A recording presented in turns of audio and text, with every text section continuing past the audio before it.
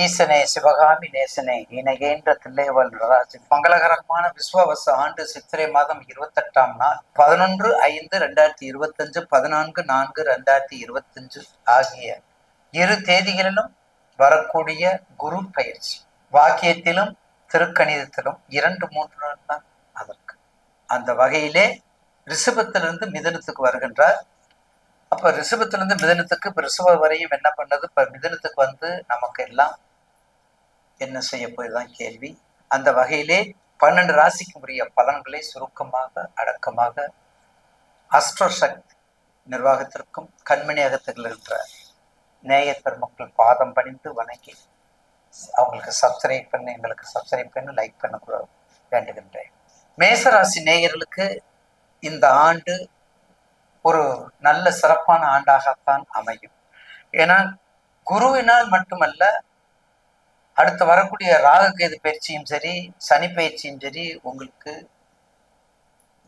குரு பயிற்சியும் சனி பயிற்சியும் ராகு கேதுவும் குருவும் உங்க மேச ராசிக்கு 2ல இப்போ 3 போயிருக்காரு. அதே போல 11ஆம் இடத்துக்கு ராகு கேது பயிற்சி ஒரு நல்ல வாய்ப்பினை கொடுக்கக்கூடிய நேரம் இருக்கின்றது. அந்த வகையிலே மேசராசி நேயர்களுக்கு இந்த குரு பயிற்சி ஒரு ஒரு அதாவது சனீசனுடைய தாக்கத்தை இந்த டானிக் மூலம் குறைக்க முடியும். சனீசனுடைய தாக்கத்தை இந்த டானிக் மூலம் குறைக்க முடியும். அப்படின்னா என்னங்கய்யா, அவருடைய துயரம் துன்பம், அவர் செய்யக்கூடிய இடுக்கண்கள், அவர் செய்யக்கூடியது எல்லாமே குரு வந்து நமக்கு அதை கொஞ்சம் கொடுப்பார். ஏன் எப்படி கொடுப்பாரு? மேஷத்துக்கு 7ஆம் இடத்தை 5ஆம் பறவை பார்க்கிறார். மிதனத்துல தான் பார்க்கிறாரு, 5ஆம் இடமா பார்க்கிறார். 9ஆம் இடத்தை 7ஆம் பறவை, 11ஆம் இடத்தை 9ஆம் பறவை பார்க்கறதுனால நிச்சயமாக நமக்கு ஒரு நல்ல வாய்ப்பினை கொடுப்பார்.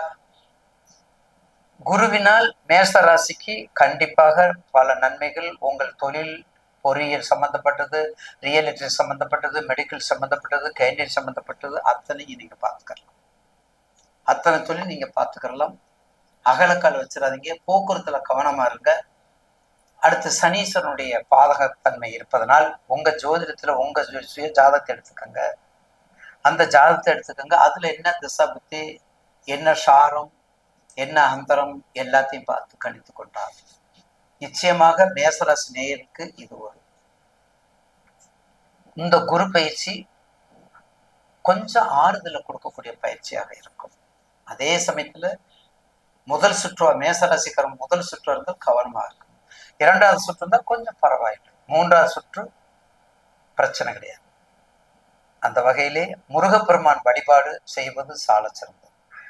முருகப்பெருமான் வழிபாடு எல்லா இடங்களிலும் முருகப்பெருமான், விநாயகப் பெருமான் இருக்கிறாங்க.